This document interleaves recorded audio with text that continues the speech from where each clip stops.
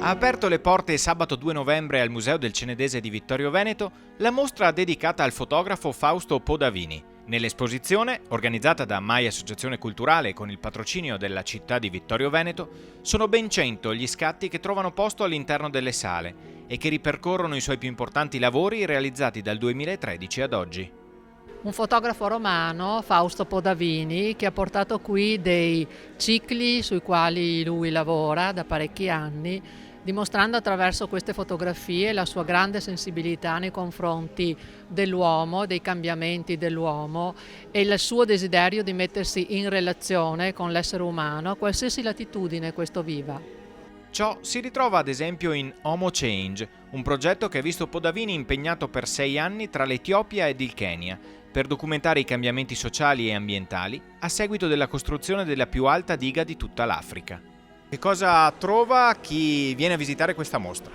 Trova una mia retrospettiva di 5 lavori realizzati negli ultimi 8 anni della mia carriera, spaziando tra l'Etiopia, l'India e l'Italia, con progetti a medio-lungo termine che raccontano un po' una parte di mondo, toccando tematiche che vanno dal cambiamento climatico a tematiche sociali come il lavoro Juvenile Prison realizzato all'interno di un carcere minorile, a lavori antropologici come In the Middle of Black Christianity, a tematiche molto più personali come Mirella che tratta di Alzheimer, passando per l'India dove viene toccato la tematica della morte e delle cremazioni a Varanasi.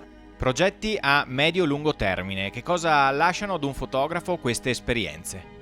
Intanto formano la persona, sono tutti pezzi della mia vita questi alla fine, sono progetti realizzati in 6 anni, 4 anni e inevitabilmente questo ti rimane dentro, ti forma e crea la tua personalità.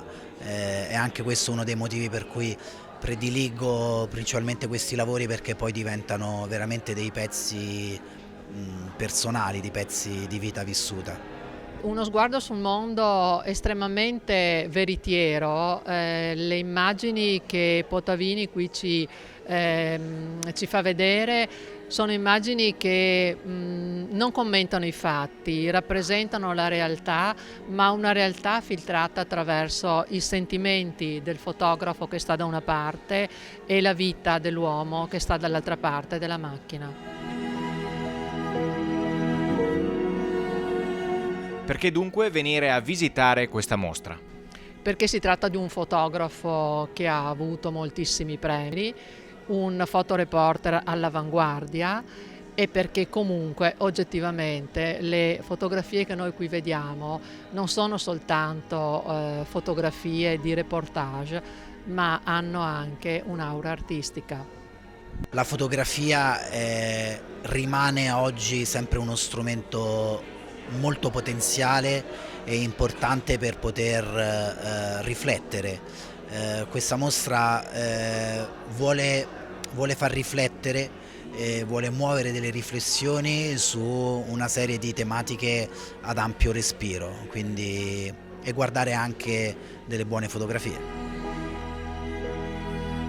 La mostra fotografica di Podavini sarà aperta fino al 2 febbraio 2020, il sabato e la domenica, dalle 10 alle 12 e dalle 15 alle 18.